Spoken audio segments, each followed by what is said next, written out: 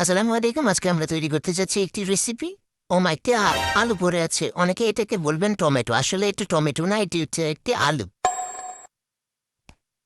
চলুন আমরা আজকে এই রেসিপিটা তৈরি করি। আজকে আমরা তৈরি করতে যাচ্ছি কিছু না রেসিপি। এর জন্য আমাদের প্রয়োজন যা যা আমরা দেখে নিই। এর জন্য প্রয়োজন কোচানা ও কিছু না কুচি এবং স্বাদ মতো কিছু না এবং পানি।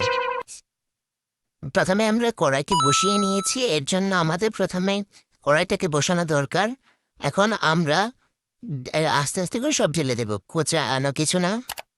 কিছু না গুঁড়া, স্বাদ মতো কিছু না এবং সামান্য পানি। এখন আমরা নেড়ে চেড়ে এটাকে কষিয়ে নেব। চলুন আমরা এর মধ্যে একটি গান শুনে নিই। তু মেরা হে সনম তু মেরা হামদা।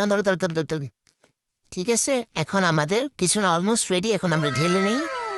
এরপর এখন আমরা এটাকে ওদেরকে টেস্ট করার জন্য দেব। দেখি নাজবুল এটাকে খেয়ে কি বলে। এই বেটা, এনে খায় কেমন হয়েছে?